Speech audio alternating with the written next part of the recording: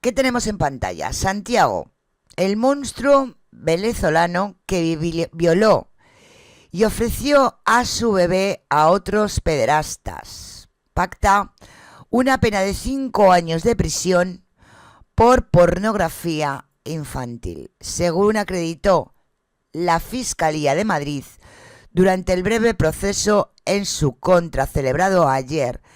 Este español de origen venezolano de 27 años envió imágenes pornográficas en las que aparecían cientos de niños, algunos de ellos bebés, como su propia hija de tan solo unos meses, a la que agredió sexualmente y pidió a desconocidos que la violasen.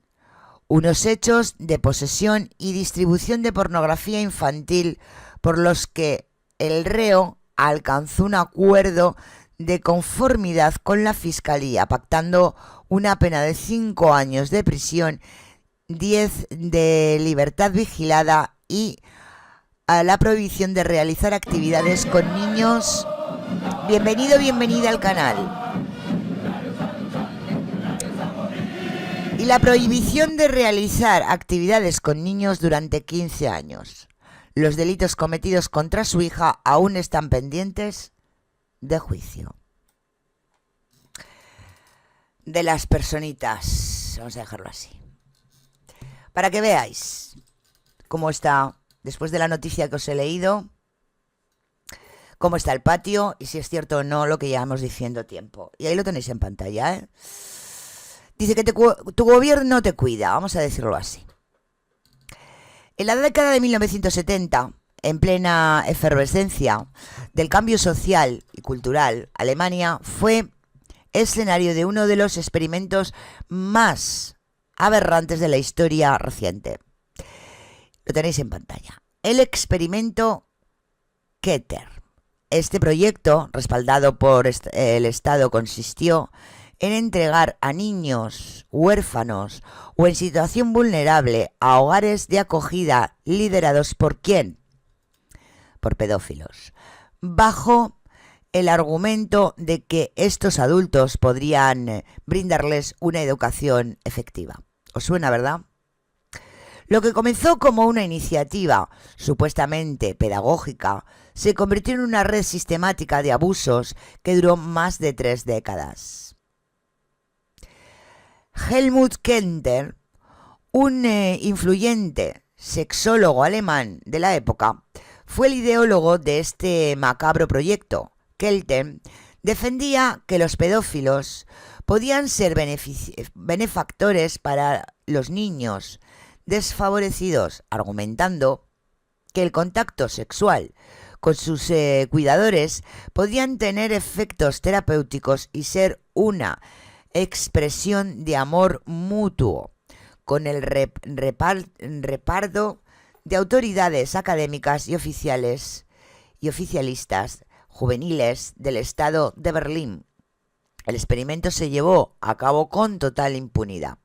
El experimento Keter no fue un caso aislado. Según un informe de una universidad de Hildersk, esta red de abusos extendido por varias décadas y contó con la complicidad de instituciones académicas y gubernamentales. En 2020, el Senado de Berlín reconoció su responsabilidad y se comprometió a identificar a las víctimas. Sandra Skitz, senadora de Educación de Berlín, se disculpó con las víctimas y les ofreció una compensación económica. El experimento Keter es un recordatorio escalofriante de cómo el poder y la ideología pueden ser utilizados para la justicia, o la injusticia más bien.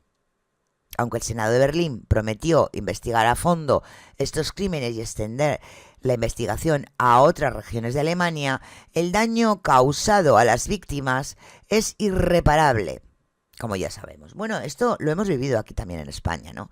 Y con la noticia que acabamos de leer y toda la política metida, más que más. De hecho, ahora vamos a escuchar a Sergio Gori es colaborador de Pablo Iglesias y cofundador de Canal Red. Relata al ABC casos de presuntos acosos sexuales cometidos por Juan Carlos Monedero y afirma que es infinitamente más grave que lo de Rejón. Sí, sí, sí, esto lo sé yo desde hace mucho tiempo. A mí me contó cosas muy fuertes de Juan Carlos, de baboseo, mmm, cosas que, tal como me las contó, suenan a agresión sexual y que es grave. Y ella es la que ha decidido que no quería que eso trascendiera a la esfera pública. Y es algo que es grave. Y sí, claro que a mí me duele porque es mi amiga. Pero como no quiso denunciar nada, pues yo seguí manteniendo una relación normal y cordial con Juan Carlos, incluso con Juan Carlos sabiendo los cadáveres que tenía en el armario. O sea, si de hecho, si hay algo de lo que, de lo que me puedo como sentir avergonzado, es de que, bueno, pues de que seguí yo llamándole para que viniera al tablero y hablaba con él sobre el rumbo de Canal Red, etcétera, aun sabiendo muchas mierdas que había ahí que no me gustaban un pelo. Pero créeme que a quien menos le interesaría que a Juan Carlos se le expusiera es a mí, porque comparte la visión que tenía yo sobre el rumbo de Canal Red y me parece que es el tipo más cuerdo en el diagnóstico sobre la guerra entre Podemos y Sumar. Lo que pasa es que si es un baboso que babosea chavalas y que lo hace además de forma sistemática, como parece, según los rumores y según, ya no rumores, porque lo de Íñigo Errejón, por ejemplo, yo solamente había escuchado rumores que no tienen nada que ver con lo que se está diciendo, o sea, cosas infinitamente menos graves. Pero de Monedero, pues lo sé porque bueno, no sé si la llegó a babosear, pero se puso muy insistente y muy pesada en la fiesta de la primavera. Tú estabas ahí y sabes que la llamaba a las 3 de la mañana y que la abrazaba por ahí y por allá. O sea, fue como muy incómodo todo eso, ¿no? Pero vamos, que no es algo que sea plato del buen gusto para mí, o sea, créeme. Seguimos. Recordar el proyecto que hemos escuchado, el proyecto alemán. Detienen a 2 educadores de un centro educativo que ofrece un aprendizaje de juegos desde el placer y la curiosidad por una agresión sexual a una niña de 4 años. La operación policial se llevó a cabo tras una denuncia interpuesta ante la China por una presunta abuso sexual dentro de un centro situado en la capital guipuzcoana destinado a niños de entre 3 y 6 años y que sigue un modelo pedagógico alternativo a la enseñanza pública o concertada. El chalet que acoge este presunto colegio privado es propiedad municipal y, como ha reconocido hoy el alcalde Eneko Goya, fue cedido a una asociación cultural. La Escuela Libre Ekmeriki plantea un aprendizaje de juegos desde el placer y la curiosidad. Ojo al piojo.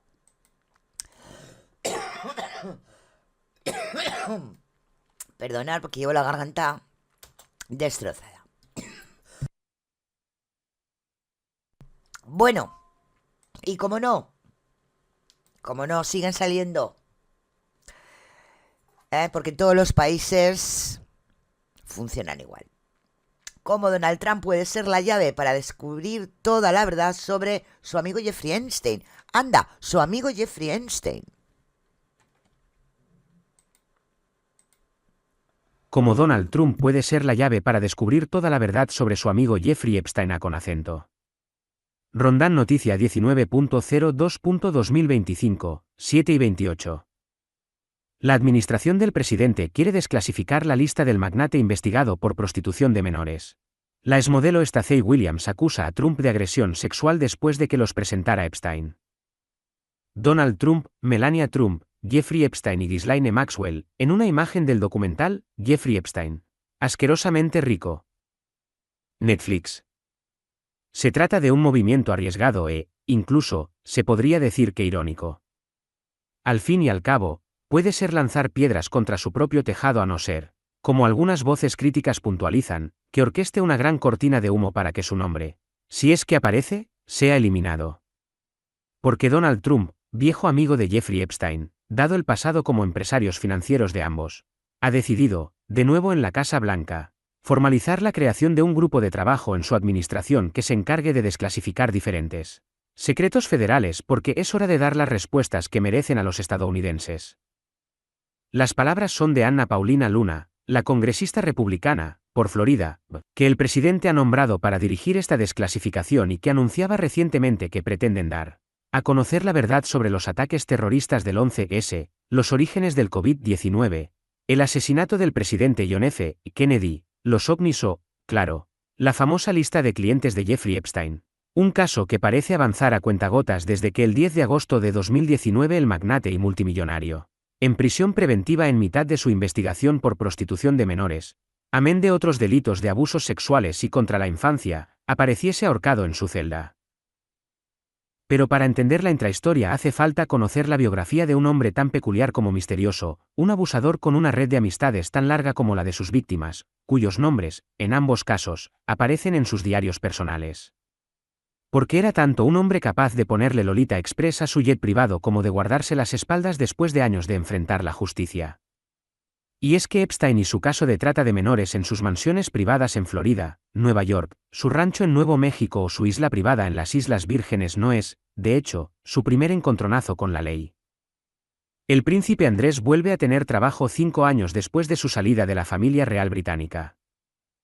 Recuerdan desde Vanity Fair que Jeffrey comenzó enseñando, a los 21 años y sin titulación, física y matemáticas en un famoso instituto de Manhattan. En uno de sus primeros interrogatorios, desclasificado en 2009 a raíz de otra investigación, o bien se acogió a su derecho a no declarar o respondía, ¿cuando fui profesor? No que yo recuerde a la pregunta de si tuvo encuentros sexuales con sus alumnas. Estas, a decir verdad, le recordaban como alguien que ocultaba algo oscuro, si bien lo disimulaba con ropa elegante, una gran personalidad y un cierto atractivo.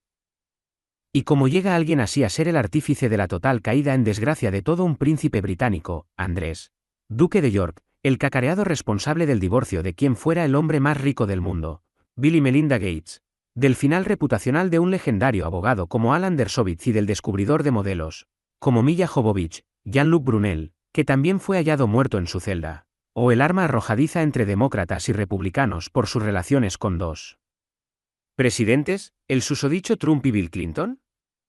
Pues empezó con Epstein trabajando en Wall Street de la mano la banca de inversión de Greenberg, a quienes había conocido, precisamente, por el instituto en el que daba clases. Aunque acabaría siendo expulsado por violar varias reglas del mercado de valores, era un genio de la mentira. Desde pasaportes falsos a interpretar el papel de agente secreto, Montaillage, una consultora con la que se ganó la confianza de toda una red de personalidades, varias de ellas más que cuestionables, el empresario y traficante Adnan Khashoggi, el dueño, también acusado de abusos, de Victoria's Secret, y del que se convirtió en mano derecha, Les Besner, o Antonio García Fernández, padre de Ana Obregón, que recalcan desde el citado portal que le consideraba su mejor amigo en Nueva York, a principios de los 80. Epstein y Clinton, juntos. Netflix. Comienzan los problemas judiciales. Desde los años 90, Epstein cuenta con una mano derecha, la misma que ahora cumple 20 años de condena y es la única que podría aportar nueva información al caso, si bien no parece que tenga intención de hacerlo. Era también su novia, aunque su verdadera relación no está esclarecida. Ghislaine Maxwell era quien seleccionaba y preparaba a las menores. O, al menos, eso sacó en conclusión la jueza que la condenó por 5 cargos de trata de menores. Pero los problemas habían llegado mucho antes, a principios de 2005. Una niña de 14 años denuncia haber sido víctima de los abusos de un millonario en Palm Beach, Florida.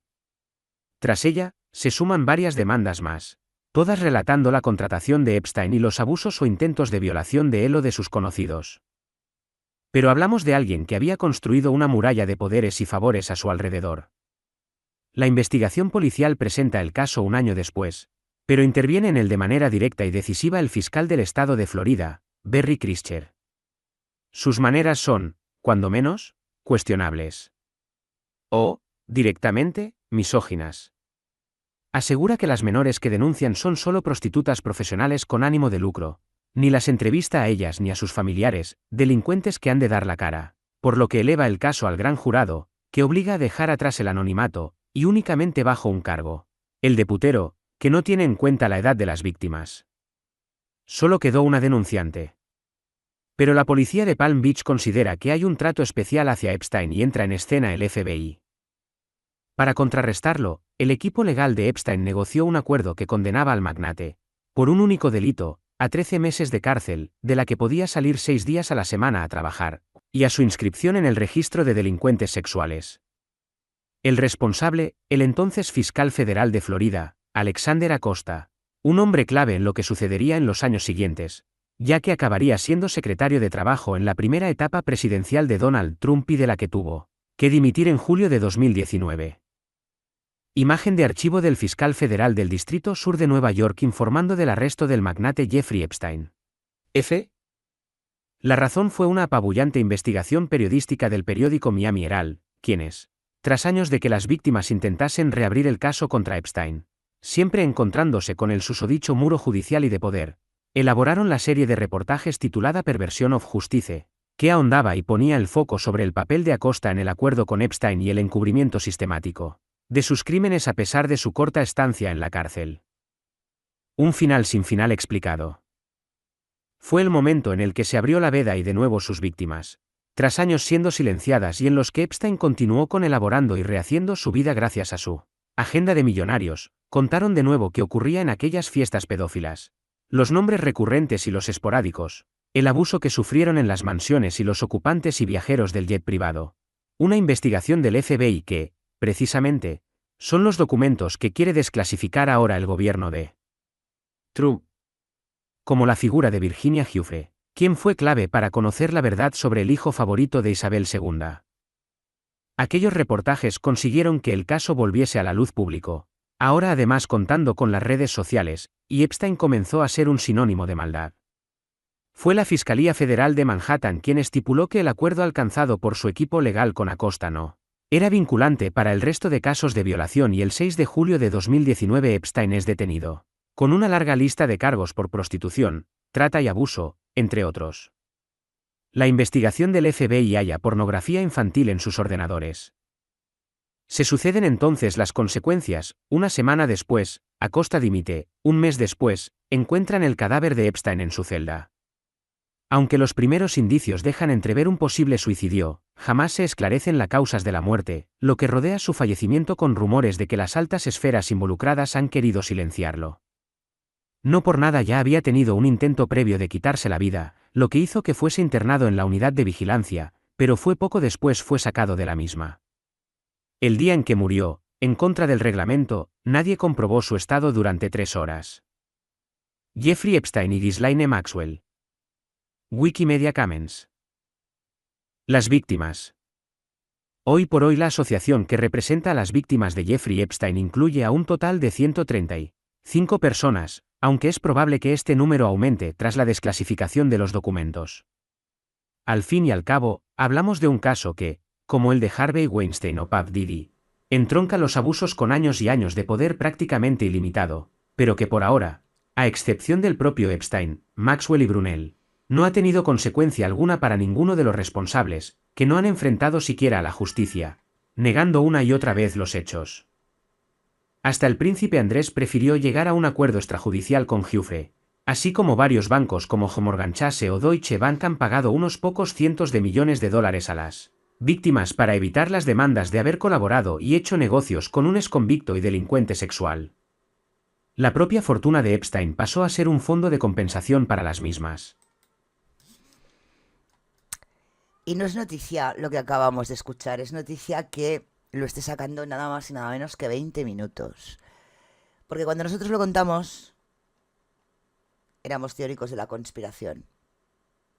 Y ahora, como estamos viendo, la política, y no solo la estadounidense, sino la de todos los países, incluido España, está lleno de pedófilos. Recordar también que cuando murió Jeffrey Epstein, porque al primero que le interesaba era el señor Trump, porque ahí está la foto, ¿dónde conoció a su mujer el señor Trump? En la isla de Epstein. Por eso le interesa, más que a nadie, la muerte le interesaba más que a nadie, la muerte de Jeffrey Epstein, que murió bajo su mandato. Pregunto, ¿el señor Puff Daddy llegará a juicio?